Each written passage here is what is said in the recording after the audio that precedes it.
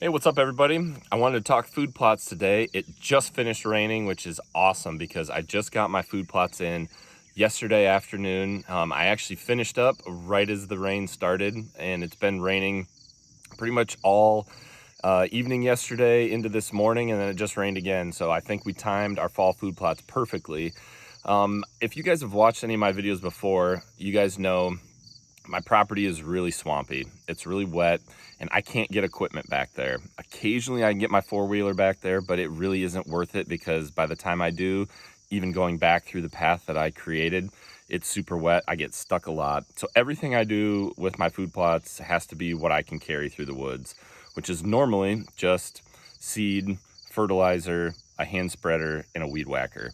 I do a version of a no-till food plot that's similar to what other people do on TV. And it's not something that I created or anything on my own. I just found some other people that did this, and it seems to work well in this wet, swampy soil that I deal with. So what I do essentially is I spray my food plots for fall food plots. I spray them with glyphosate, usually needs 2 rounds, about 2 weeks or so before I want to plant. And then when everything's good and dead, I go in, I broadcast my seeds, I broadcast my fertilizer, and then I weed whack all the dead stuff down on top of it to create a mulch layer.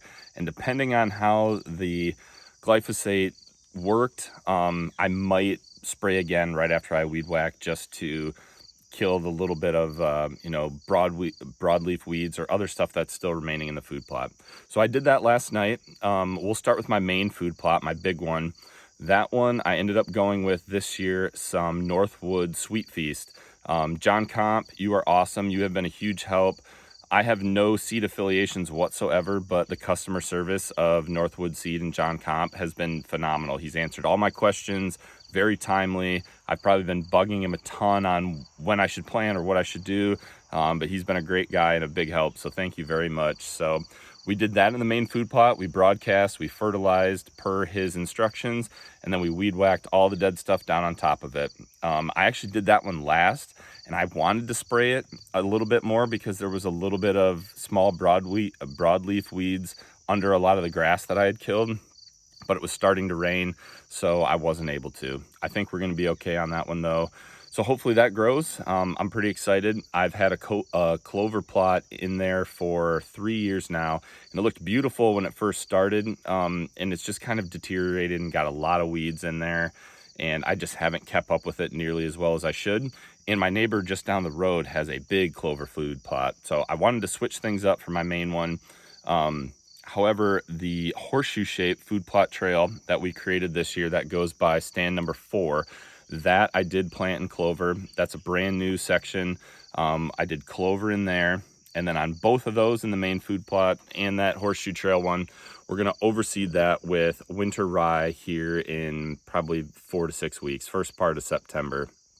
The other little food plot trail that goes to the north, to stand number 1 on the northeast side, that one I did a little bit of clover right in front of the stand because I had a nice sunny spot, but that one's really shaded, and I didn't really want to try a bunch of clover in there and waste seed if it just wasn't getting much sunlight. But what I did have that I just figured I would try was a bag of feed oats. I tried this last year and my plots just didn't turn out very good. I don't think it was a very good indicator of whether or not this works, but I have seen stuff where guys are planting just feed oats, like horse feed oats, in their food plots because it's super cheap.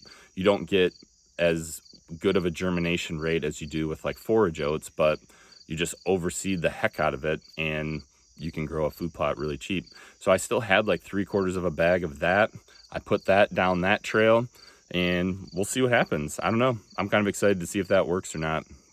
The northwest food plot, that one is going to be clover and rye. So we did the same thing. We'd sprayed that a couple weeks ago. We seeded it first, then we weed whacked it down.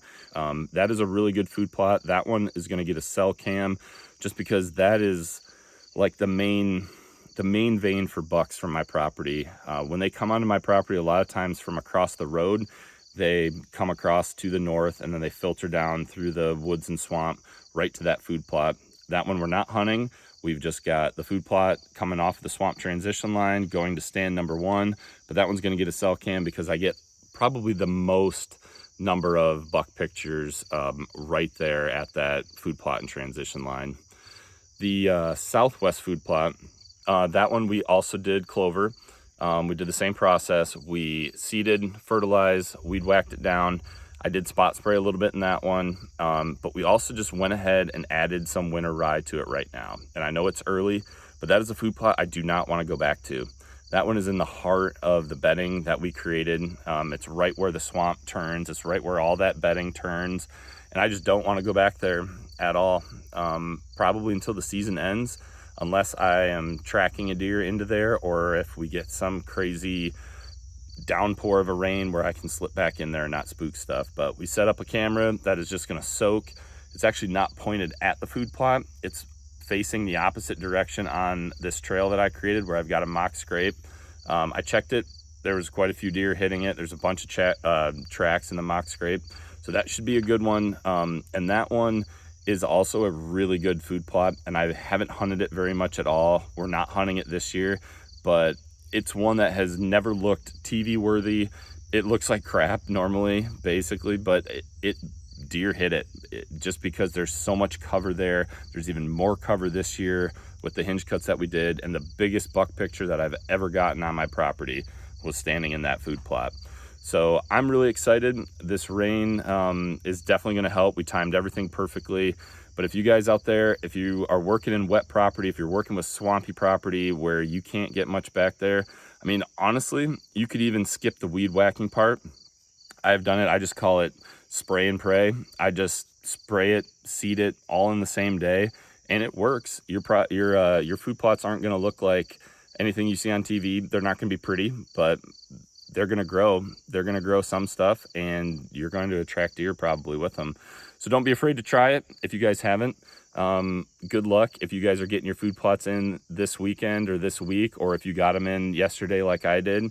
Hopefully they grow, and hopefully they provide you guys some big bucks this year. Thanks for tuning in. Remember, be a sportsman, make a sportsman.